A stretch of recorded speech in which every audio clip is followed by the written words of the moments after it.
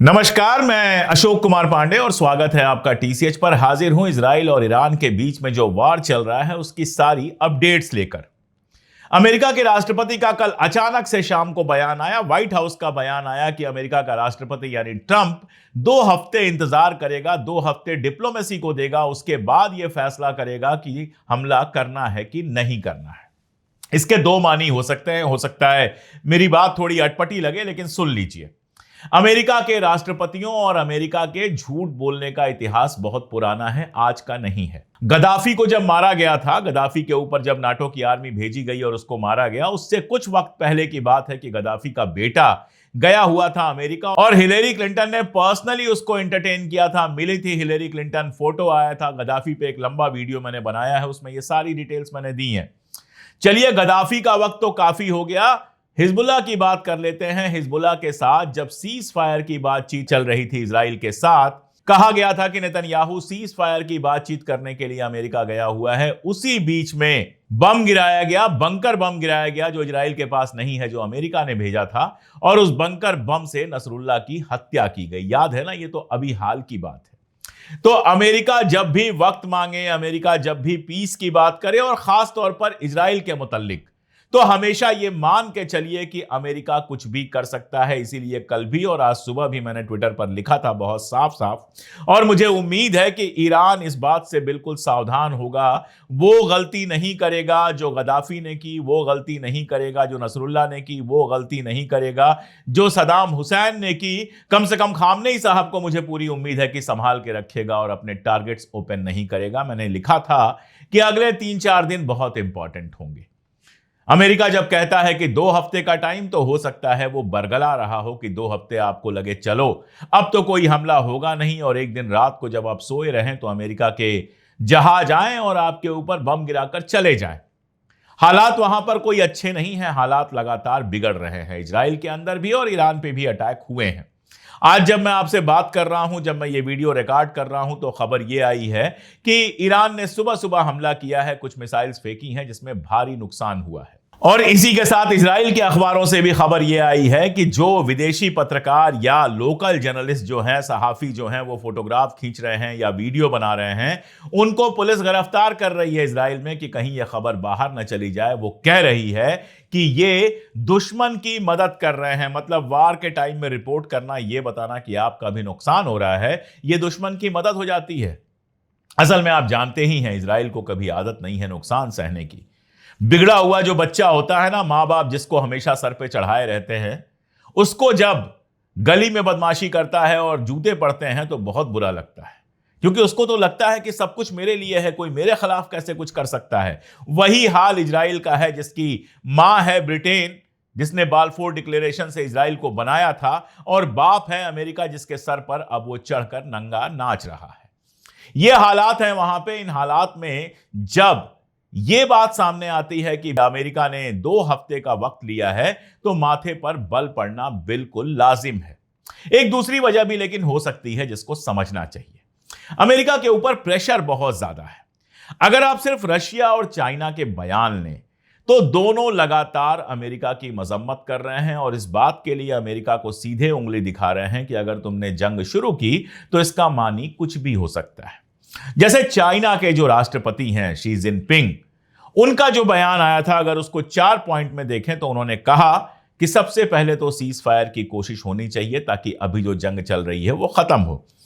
इसके बाद जो सिविलियंस की सेफ्टी है, यानी आम शहरियों के ऊपर जो दोनों तरफ से बम गिर रहे हैं, उसको पूरी तरह से रोका जाए। मैं ये बता दूं कि ईरान के अंदर 600 से ज्यादा लोग हलाक हो चुके हैं। ईरान अपनी इंफॉर्मेशन छिपाता नहीं है, इसलिए 600 से ज्यादा लोग हलाक हो चुके हैं वहां पर, और इजराइल में भी इससे कम लोग नहीं मरे होंगे। तो सिविलियंस कहीं के मरे, चाहे इजराइल के, चाहे ईरान के, चाहे दुनिया में कहीं के, ये गलत है। जिनकी कोई गलती नहीं है, जो जंग में शामिल नहीं है, उनको किसी भी तरह से निशाना नहीं बनना चाहिए। यह चाइना के राष्ट्रपति का दूसरा पॉइंट है। तीसरा पॉइंट है कि लगातार बातचीत होनी चाहिए, और आखिरी पॉइंट जो है वो बहुत इंपॉर्टेंट है कि इंटरनेशनल कम्युनिटी को जंग को बढ़ावा नहीं देना चाहिए, बल्कि पीस को प्रमोट करना चाहिए, अमन को प्रमोट करना चाहिए, ताकि दोनों मुल्कों के बीच और पूरे मिडिल ईस्ट में अमन बना रहे।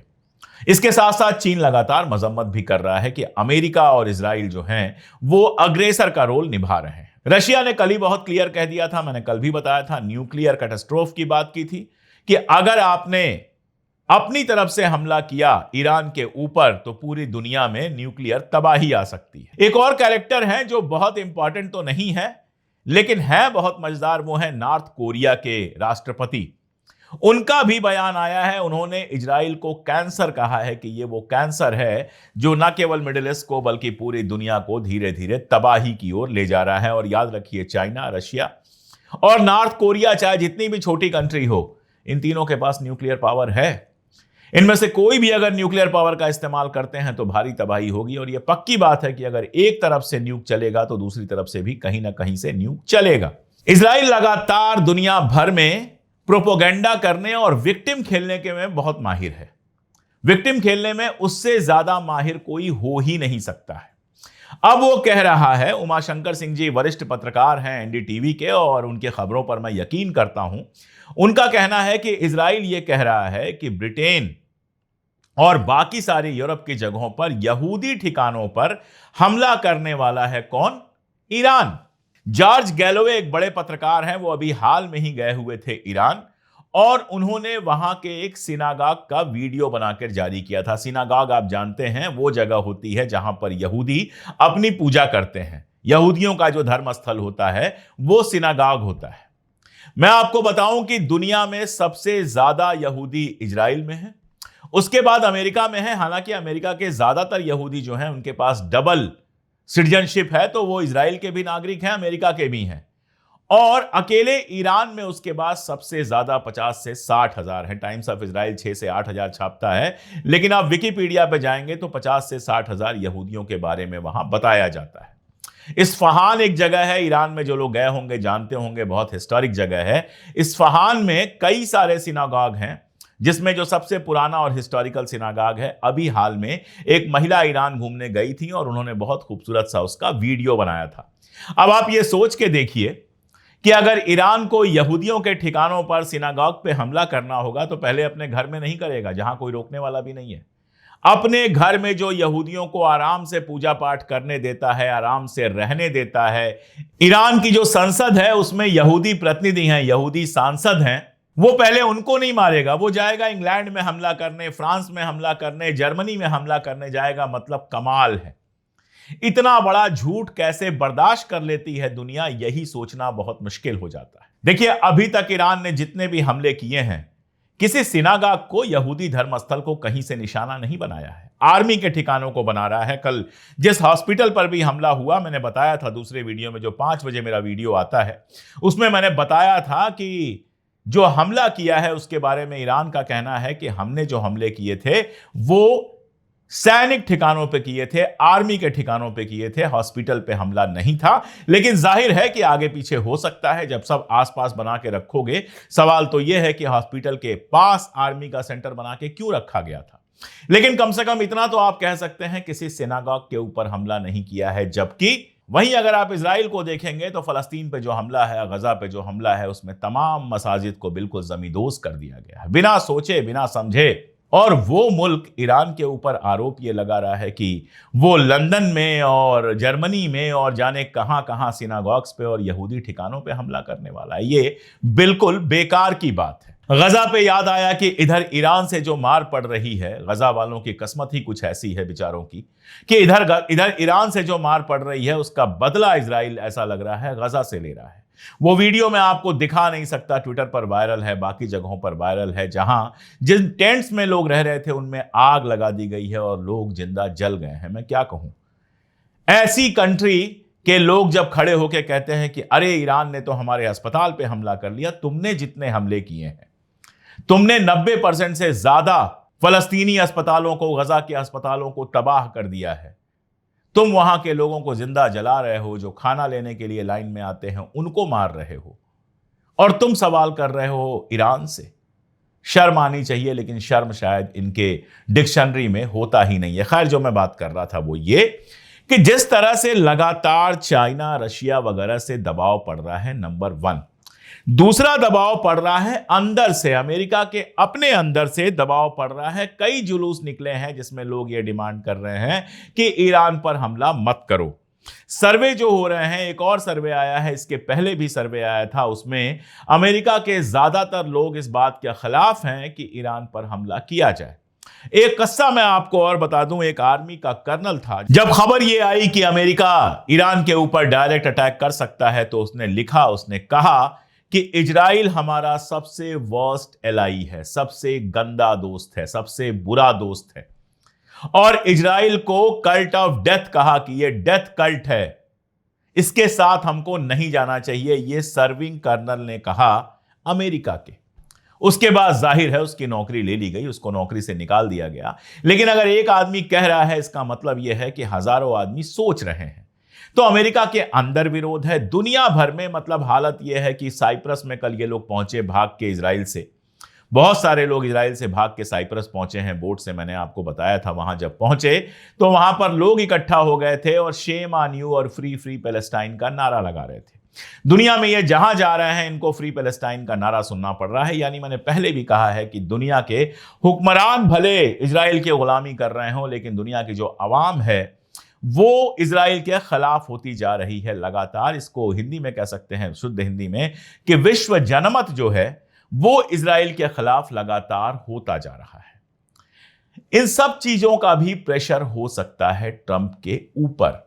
कल जो मीटिंग हुई थी जिसमें फैसला लेना था, उसका एक छोटा सा वीडियो लीक हुआ था 1-1.5 मिनट का, जिसमें वो कह रहा है कि दोनों आपस में लड़के मर जाएं, हम क्यों बीच में पड़े। और ये स्टैंड रहा है हमेशा से ट्रंप का। उसके पुराने ट्वीट उठा के देखिए, वो कहता है कि मिडिल ईस्ट में अमेरिका का घुसना ही बेवकूफी थी, हमारे इतने मिलियन इतने ट्रिलियन खर्च हो गए और बदले में हमको कुछ नहीं मिला।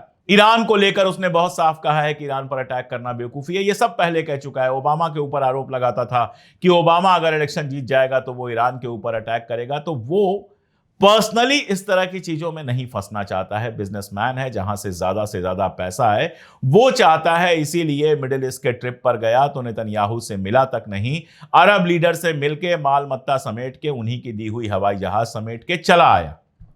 वो आदमी कतई नहीं चाहेगा कि ईरान के चक्कर में अरबों खरबों खर्च हों। और एक बात तय जानिए कि इराक में फंसे तो इतने सैनिक उनके मारे गए, इतना सारा उनका पैसा खर्च हुआ।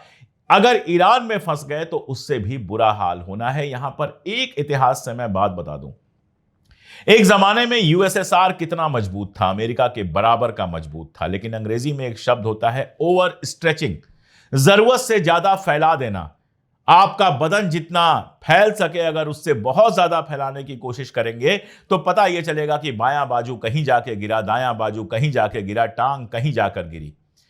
यूएसएसआर ने जो ओवर स्ट्रेच किया था, जो उसके पास पैसा था, हथियार थे, उसको इतनी जगहों पर फैला दिया था, इतनी जगहों पर अपनी टांग अड़ा दी थी कि फाइनली यूएसएसआर जो है वो कई हिस्सों में बंट गया।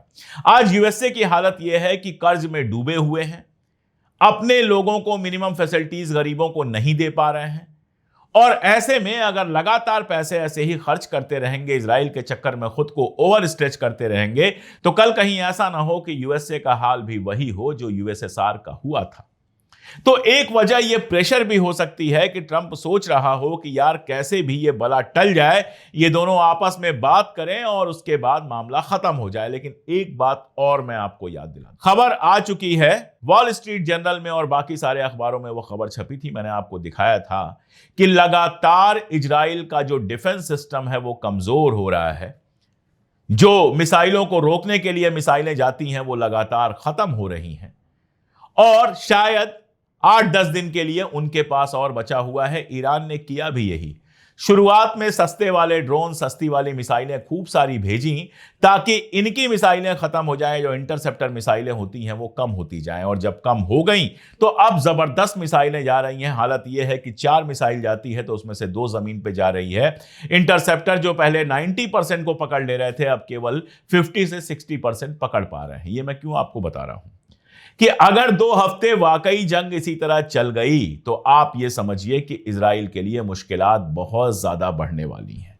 और तब नेतन्याहू जो है वो किसी भी तरह से ट्रंप के सामने झुकने के लिए तैयार हो जाएगा। हो सकता है ट्रंप के दिमाग में यही हो क्योंकि इजराइल से जो इंटेलिजेंस दी जा रही है उसको कि 15 दिन में बम बना लेगा, 8 दिन में बम बना लेगा, उसमें कोई दम नहीं है। ये वहां के लोग भी जानते हैं। वहां तो तुलसी गबार्ड ये बात कह चुकी हैं, जो उसकी इंटेलिजेंस चीफ है वो ये बात कह चुकी हैं कि ईरान जो है वो हथियार नहीं बना रहा है, एटॉमिक हथियार नहीं बना रहा है। ये बात अलग है कि उसके बाद उनको किनारे लगा दिया गया। इन सबके बीच अरगाची जो विदेश मंत्री हैं ईरान के, वो गए हुए हैं जिनेवा। इस समय वो जिनेवा में हैं, जहां E3 से उनकी मुलाकात होगी। E3 मतलब यूरोप के 3 बड़े देश, जर्मनी, यूके और फ्रांस। अब इस बात से क्या निकल के आएगा हम नहीं जानते हैं, लेकिन एक बात आप जान लीजिए कि इस समय यूरोप भी नहीं चाहता है कि जंग हो। जंग होने का पहला मतलब तो यह होगा कि स्ट्रेट ऑफ होर्मुज को बंद करने की कोशिश कर सकता है ईरान। इसका मतलब मिडिल ईस्ट से तेल बाहर जा ही नहीं पाएगा, और अगर मिडिल ईस्ट से तेल बाहर नहीं जाएगा तो पूरी दुनिया की इकॉनमी तबाही के कगार पर आ जाएगी। कोई फिलहाल यह बात नहीं चाहता है। और यही नहीं, इनके जो सबसे करीबी मुल्क हैं मिडिल ईस्ट के, वो भी दिल से नहीं चाहते हैं कि ईरान तबाह हो। टर्की में लोग कह रहे हैं कि अगर ईरान तबाह हो गया तो क्या अगला नंबर हमारा होगा। यह सच्ची बात है, यह सच है कि नाटो का मेंबर है, अमेरिका के करीब है, वगैरह वगैरह सब। लेकिन जहां इजराइल का मामला आएगा वहां ट्रंप धीरे से हाथ खींच लेगा। तो टर्की में यह बवाल मचा हुआ है। लोग परेशान हैं कि क्या इसके बाद हमारा नंबर होगा। इसीलिए एर्दोगान के उस तरह के बयान आए थे जो कल मैंने आपको बताया था, जिसमें उसने कहा था कि हिटलर को भी यह पास कर लिया है। और इजरायलियों का जो ग्रेटर इजराइल का सपना है वो तो कतर के लिए भी खतरनाक है, जॉर्डन के लिए भी खतरनाक है, सऊदी अरबिया के लिए भी खतरनाक है, क्योंकि उनको पीस नहीं चाहिए, PEACE, पीस नहीं चाहिए, उनको पीस चाहिए, टुकड़े चाहिए।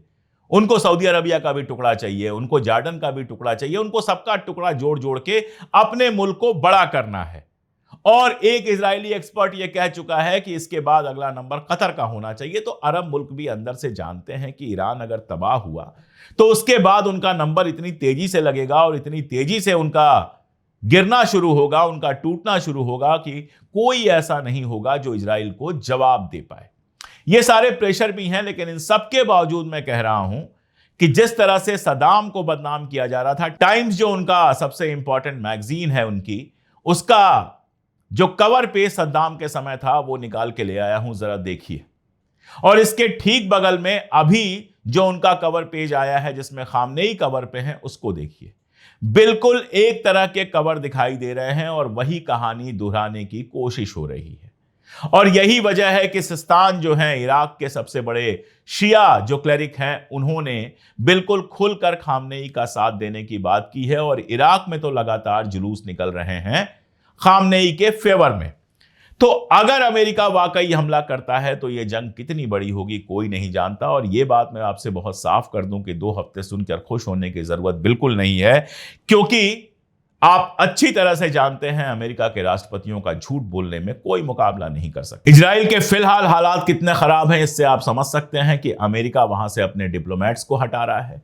भारत सरकार ने कल बाकायदा नंबर वगैरह जारी किया कि इजराइल में जो हिंदुस्तानी रह रहे हैं वो निकल के हिंदुस्तान आ जाएं, क्योंकि इजराइल सेफ नहीं है। ये हालात हैं इजराइल के फिलहाल। और बात हो रही है एटॉमिक की।